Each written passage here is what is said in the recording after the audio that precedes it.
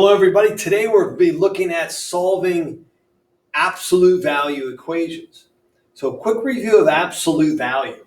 So if you look at your screen, let's say the absolute, let me change my color here.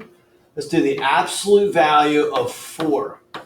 We all know the answer is 4 because absolute value is the distance the number is from 0. It's the absolute value. How far is it from 0? There's another number that has an absolute value of positive 4. That's a negative 4. Because 4 and negative 4 are both 4 away from 0. So again, absolute value. You've heard this before, so quick review.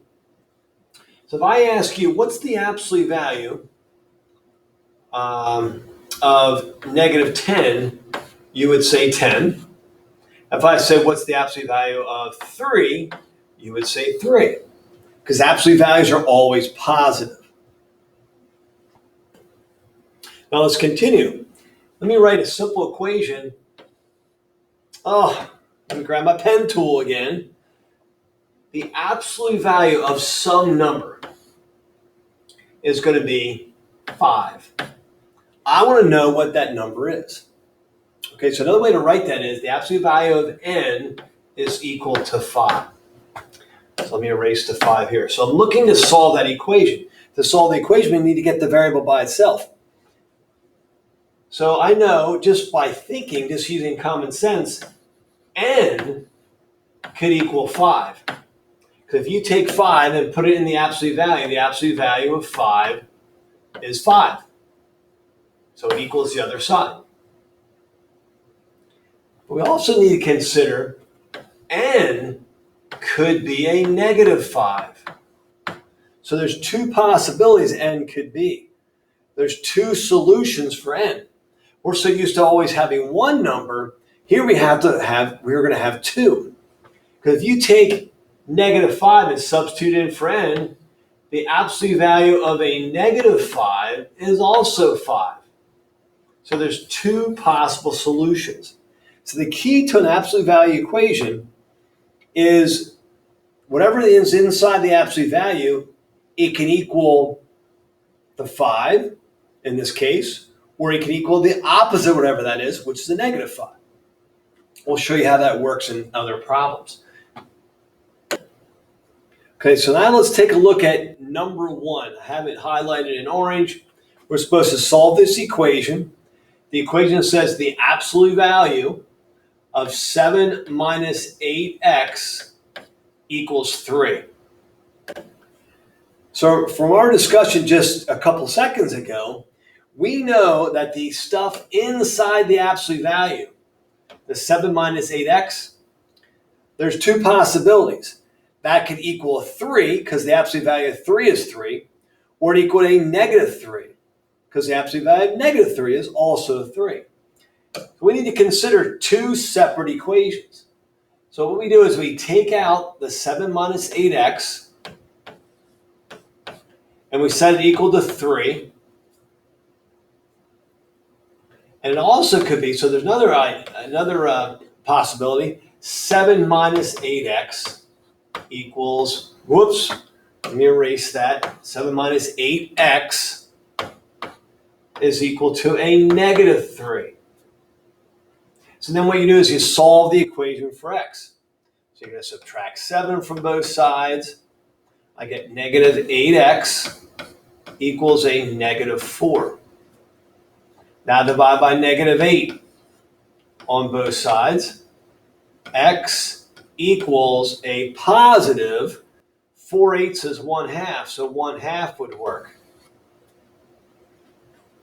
Now solve the other possible equation. The other possibility is 7 minus 8x equals a negative 3. So subtract 7 again, but this time you have negative 8x equals a negative 10. Divide by negative 8 on both sides. X is by itself, you get a positive 5/4 because a negative divided by negative is a positive. So there's 2 solutions to many of these absolute value equations.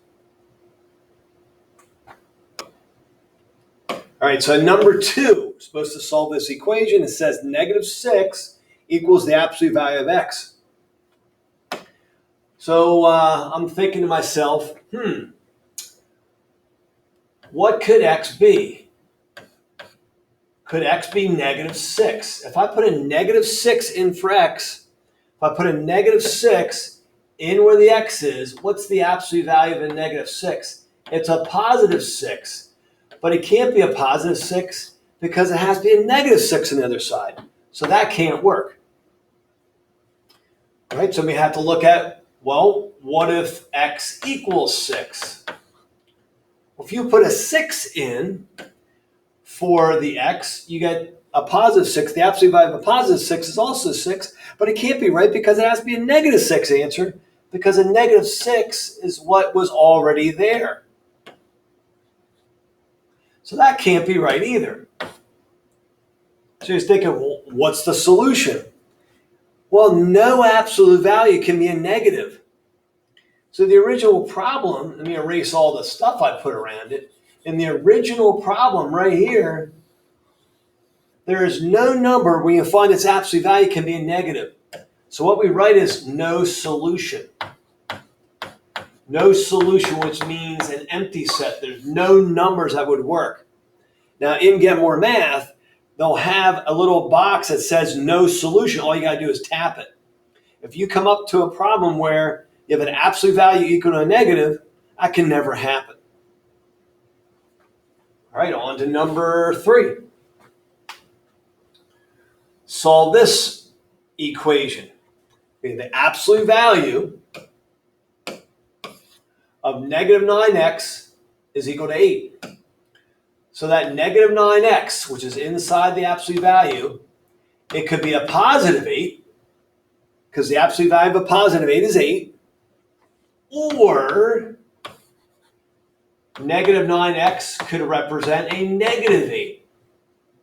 So let's solve each of these. Divide by -9 on both sides. X equals positive divided by negative is negative, -8/9. So that would be one solution. The other solution is divide by -9 on both sides. X is by itself. Negative divided by negative is a positive. I get a +8/9. So there are two solutions that would make this true. All right, number 4, 9 equals the absolute value of 7 minus x. So the stuff inside where the absolute value is, you take that and it can equal the other side, or that 7 minus x is equal to the opposite of the other side, which is -9. Because you know and I know the absolute value of 9 is 9, the absolute value of -9 is 9. So to solve this, you would subtract 7 on both sides. You get the opposite of x equals 2.